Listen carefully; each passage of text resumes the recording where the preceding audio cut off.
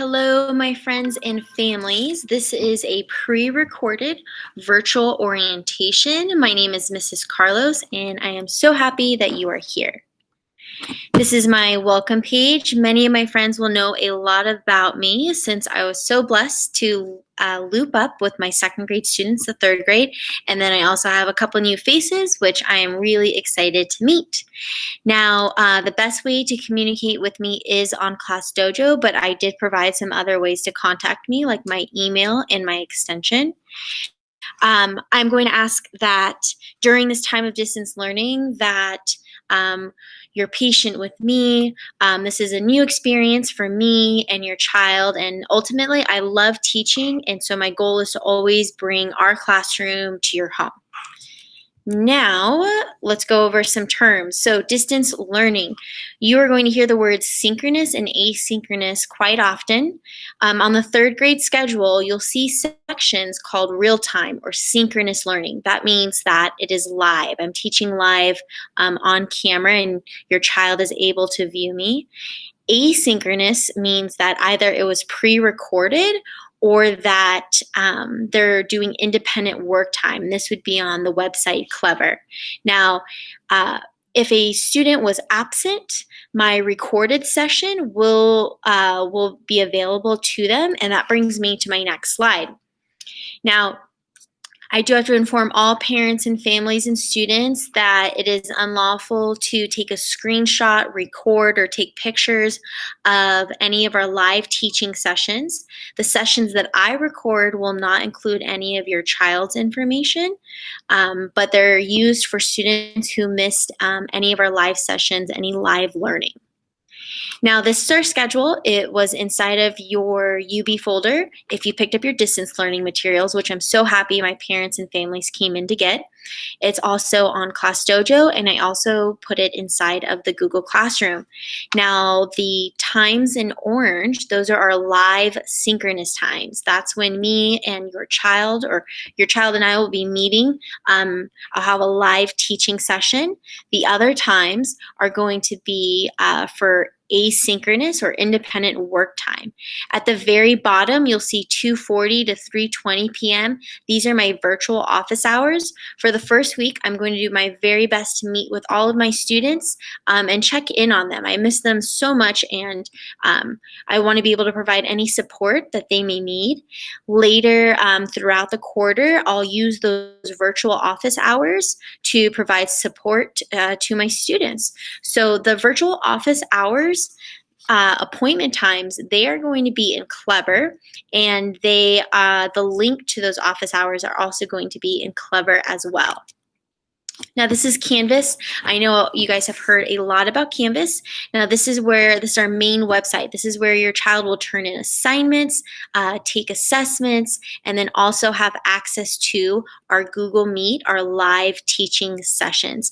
Now, my first week of teaching, I'm going to make sure that my students feel comfortable navigating Canvas. That's my primary concern, that each of my students is able to use Canvas.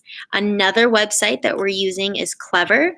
I'm also going to show my friends how to use Clever. Now, this is also going to include some different websites that we used for learning, like Mayon and Khan Academy. Clever is the best way to access all of the distance learning resources. So I really highly advise looking on Class Dojo this weekend. I'm going to post some steps and photos of how to use Clever as your main way to access everything that you need. Now, I'm going to speak a little bit on map testing. That is to help us measure students' achievement in reading, math, and science. This year, it's going to be remotely. That means it's going to be taken from home. This test is adaptive. So as your child progresses, as they get more and more answers correct, it's going to become more challenging, which is a good thing, and we don't want to give answers to our kids. But I'll speak more on that later on as we get closer to the actual map testing date. Now, my biggest advice, the biggest thing that's come out of distance learning is the need to create an at-home learning environment. So this is somewhere where it is free of clutter and distractions, somewhere that you can learn and you have access to all of your distance learning materials. So I would think of this as like your school desk, where you have everything that you need to be successful. There should be somewhere where you can have your own space, have access to the things that you need, and be able to focus on your schoolwork. So just like a school desk, except now it's at home with you. Now, Class Dojo is my favorite way to communicate, but also to share a positive message and create a classroom environment. I know that we're not together physically, but I think it's so important that my students know and my families know how much I care and love.